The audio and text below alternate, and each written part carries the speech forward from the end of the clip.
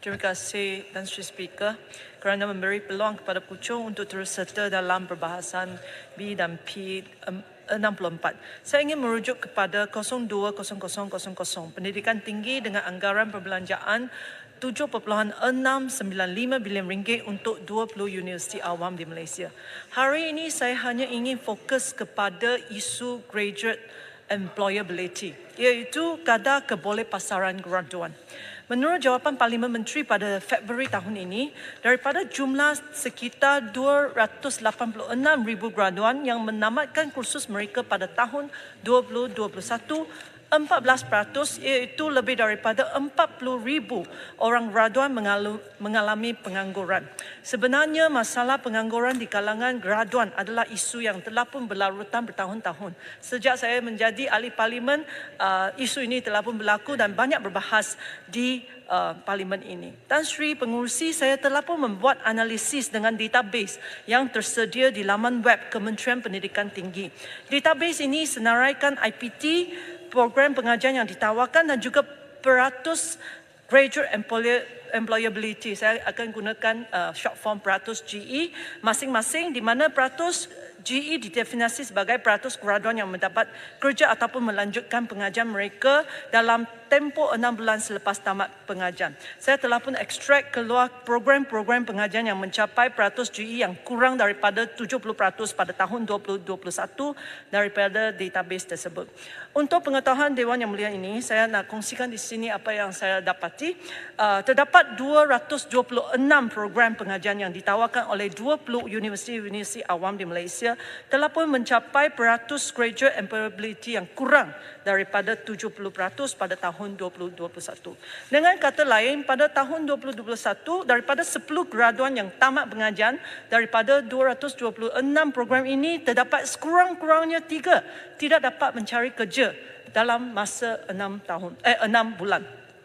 Dari segi institusi pengajian, institusi yang menjadi penyumbang terbesar ialah Universiti Teknologi Mara dengan 85 program pengajian yang mencapai kurang daripada 70% GE, diikuti dengan Universiti Kebangsaan Malaysia 35 dan Universiti Malaya 28.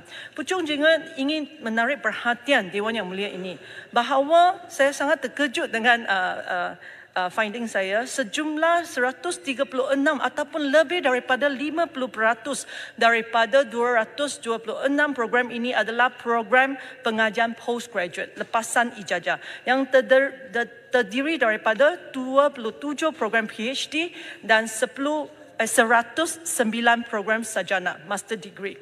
Ia bermaksud bahawa terdapat situasi sekarang di Malaysia di mana graduan kita berjaya dapat PhD dan master tetapi tidak dapat pekerjaan.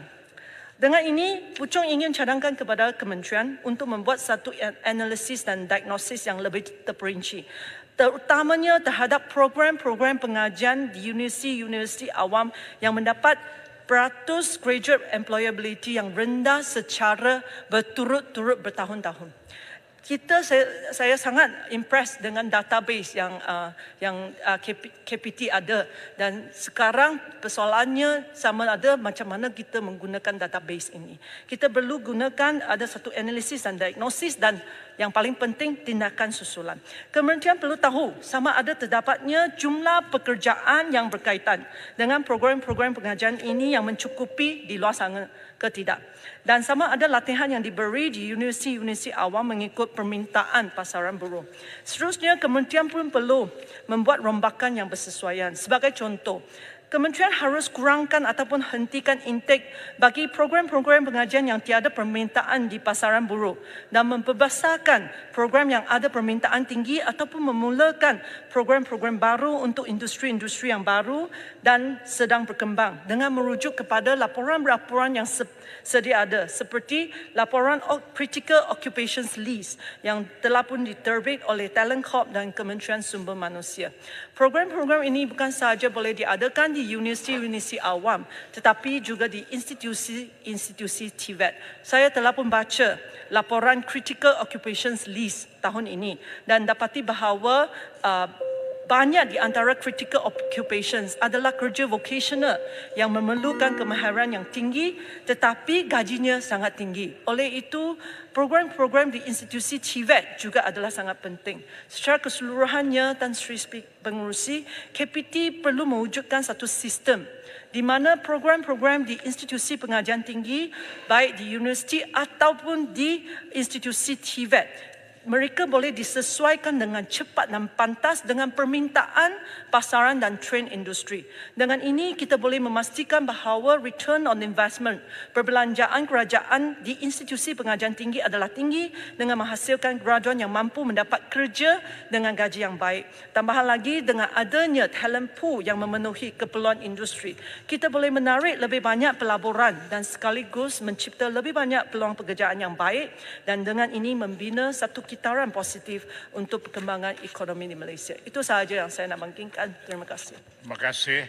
Saya jemput Indra Mahkota.